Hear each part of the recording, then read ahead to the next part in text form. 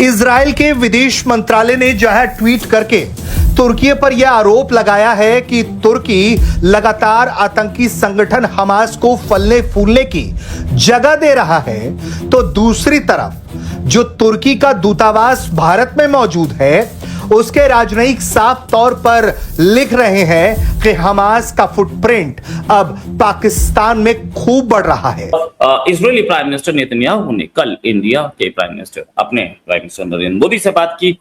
इसी इशू पे उन्होंने भी बात की कि ये आपस में अलायंस बना रहे।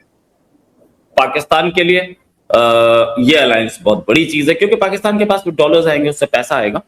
हालात अब इस तरह के हो गए हैं कि पाकिस्तान ने मक्का एग्रीमेंट कर लिया, ठीक है जी, और इस चीज को उन्होंने जाहिर बात है, अब an attack on one is an attack on other. India के लिए ये भी बहुत बड़ा चैलेंज बन गया। हमने एक डिफेंस पैक्ट साइन किया था सऊदी अरेबिया के साथ पहले, अब उसमें टर्की भी शामिल हो गया है। अगर मैं आज की बात करूं तो मैं आज कमर चीमा साहब की एक वीडियो देख रही थी और वो कह रहे थे कि ये हमने भारत को इशारा दे दिया है कि अब जो आप बहाने करते रहते हैं या ढूंढते रहते हैं अटैक करने का बहाना, तो अब नहीं कर पाएंगे, क्योंकि अगर अब किया तो फिर समझें कि वो टर्की और सऊदीया पर भी अटैक होगा। तो सऊदी अरेबिया, टर्की और पाकिस्तान की 3 कंट्रीज और एक जॉइंट डिफेंस डील, और ये वो ऐसे वक्त में जब पूरा वेस्ट एशिया अनप्रेसिडेंटेड जो रीजनल टर्मोइल है उससे गुजर रहा है। क्या ये सिर्फ एक डिफेंस कॉर्पोरेशन है या फिर वेस्ट एशिया और साउथ एशिया में एक नए स्ट्रेटेजिक पावर इक्वेशन की शुरुआत? तो इजराइल के विदेश मंत्रालय ने एक रिपोर्ट ट्वीट करते हुए लिखा है कि तुर्की एक बार फिर आतंकवाद के खिलाफ खड़े होने के बजाय जिहादी हमास को पनाह दे रहा है। रिपोर्ट से पता चलता है कि फिलिस्तीनी आतंकवादी संगठन हमास अपनी ज्यादातर गुप्त गतिविधियां, जिसमें प्लानिंग, साइबर ऑपरेशन शामिल है, उसको तुर्की के इलाके में ले जा रहा है। इजराइल के लिए एक प्रॉब्लम थी, द रीजन बीइंग कि पाकिस्तान जैसा न्यूक्लियर वेपन वाला कंट्री एक साइड सऊदी से दोस्ती कर रहा है, एक साइड तुर्की से दोस्ती कर रहा है, बीच में सैंडविच हो रहा है इजराइल, और इंडिया के लिए एक नया गेम है। जय हिंद साथियों। पाकिस्तान, तुर्की और सऊदी अरब ने मिलकर जो ये समझौते किए हैं उस पर इजराइल ने ये बोल दिया है कि ये क्या है, ये तुर्की जो देश है वो तो खुद आतंकवादियों का साथ देता है, आतंकवादियों को जो है हथियार सप्लाई करता है। और इजराइल ने कहा कि जिस तरीके से हमास जैसे आतंकवादी संगठन को तुर्की जो है वेपन देता है, क्या ये ठीक है? और अब ये जाके डिफेंस एग्रीमेंट कर रहे हैं तुर्की और पाकिस्तान, तुर्की, पाकिस्तान और सऊदी अरब, ये तीनों, कि ये देखकर के शांति के लिए और उन पर कोई अटैक ना करे। अगर इन तीनों में से किसी एक देश पर कोई अटैक करता है तो ये तीनों पर अटैक माना जाएगा और ये तीनों मिलकर उस देश पर फिर अटैक करेंगे।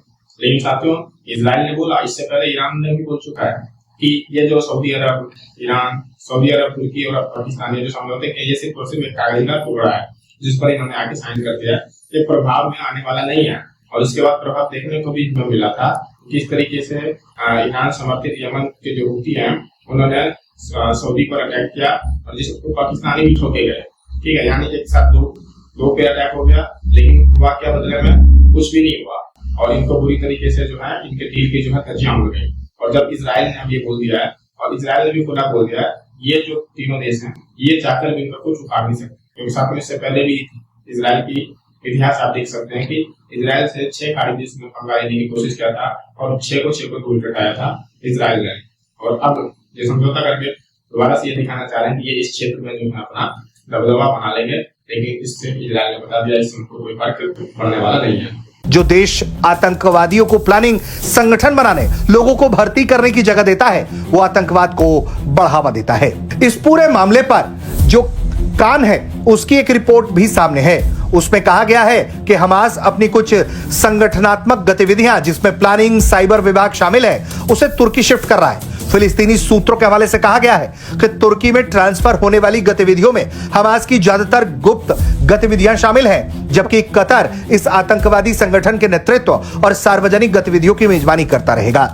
कान के मुताबिक कतर में सुरक्षा बलों ने हमास के नेताओं की अपनी इलाके में आवाजाही पर रोक लगा दी है और उन्हें किसी भी आधिकारिक बैठक के लिए इजाजत लेने की जरूरत होती है।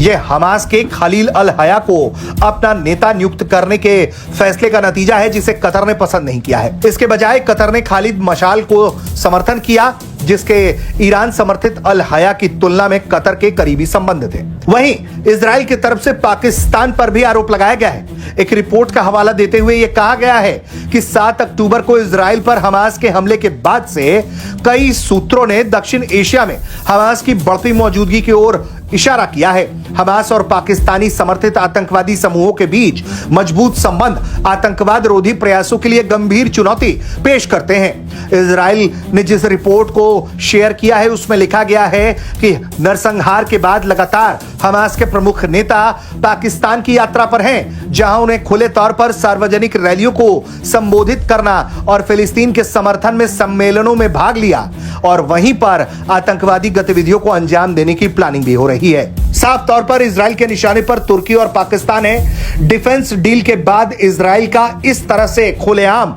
ये लिखना, ये दावा करना बताता है कि चाहे पाकिस्तान, तुर्की, सऊदी और भी कितने देश एक साथ आ जाए, हमास के खिलाफ अपनी नीति से इजराइल पीछे हटने वाला नहीं है। कितना इंपॉर्टेंट आप समझते हैं कि ये डिफेंस पैक्ट है और क्या वाकई में भारत को भी पाकिस्तान ने कोई मैसेज दिया है? अब देखिए, बहुत ज्यादा इंपॉर्टेंट है पाकिस्तान की आवाम को चूरन चटाने के लिए। It is a very important lollipop जो आप अपनी आवाम को देना चाह रहे हैं। देखिए, पाकिस्तान के अंदर जो आंतरिक मसले हैं, अब देखिए, मैं नहीं जानता कि आपके इस कार्यक्रम को, एक प्रोग्राम को पाकिस्तान के अंदर कितने लोग देखते हैं। मेरा ख्याल है कि आपकी सिक्योरिटी एस्टैब्लिशमेंट्स और जो पॉलिटिकली इंटरेस्टेड एजेंसीज हैं वो डेफिनेटली आपके कार्यक्रम को देखती होंगी। आवाम आपके पाकिस्तान की बहुत ज्यादा देखे या ना देखे, पर एक सच्चाई ये भी है आजू जी, और इससे बिल्कुल कतई जो है मुंह नहीं मोड़ा जा सकता, वो ये है कि पाकिस्तान इस वक्त, जैसे कि आपके मोहसिन नकवी साहब ने खुद कहा कि इस वक्त फेल हो चुका है, इट्स ऑल गिवन अप। आपके पेट्रोल के प्राइसेस देख लीजिए, आप राशन के प्राइसेस देख लीजिए, आप पानी के प्राइसेस देख लीजिए, बिजली के प्राइसेस देख लीजिए, आप वो तमाम अशिया यानी कि वस्तुएं, चीजें जो एक सामान्य नागरिक, एक शहरी के एक जिंदगी के गुजर बसर के लिए, जीवन यापन के लिए जरूरी है, महत्वपूर्ण है, वो बहुत महंगी हो चुकी है। और आप कितना ही कमा लें, और अगर आपके परिवार में सभी सदस्य, सभी आपके मेंबर कमा रहे हैं, तब भी पाकिस्तान जैसे मुल्क में इस वक्त गुजर करना, जीवन यापन करना बहुत मुश्किल है। अब इन सब चीजों से जो एक एडमिनिस्ट्रेटिव, पॉलिटिकल, गवर्नेंस का फेलियर है, उसके ऊपर से अगर फोकस हटाना है, देखिए, आपकी पाक फौज के और डिफेंस फोर्सेस के बारे में मैं इसलिए नहीं बोल रहा क्योंकि they have proved themselves a failure time and again, over and over again. आप अपना रिकॉर्ड उठा के देख लीजिए, you have always got a bloody nose. और जहां पे कहीं पे आप कामयाब हुए हैं, वो फलस्तीन में ब्लैक फ्राइडे होता था जनरल ज़ियाउल हक के समय में, जब आपने 20,000 फिलिस्तीनी वहां जाके मार दिए थे अपने टैंकों से और अपनी बंदूकों से रौंद दिए थे, या अपने पाकिस्तान के अंदर ही जो आपके कंट्रोल्ड एरियाज हैं, चाहे वो POJK का इलाका हो, चाहे वो और इलाके हों, जहां पे आपकी सिक्योरिटी फोर्सेस हैं, आपके रेंजर्स हैं, आपकी पाक आर्मी है या आपकी पुलिस है, जो शरेआम ओपन फायरिंग करके लाइव बुलेट चला के वहां पे लोगों को जो प्रोटेस्ट कर रहे होते हैं अपने हकों के लिए, अपने हकूकों के लिए, उनको जान से मारने का काम करती हैं।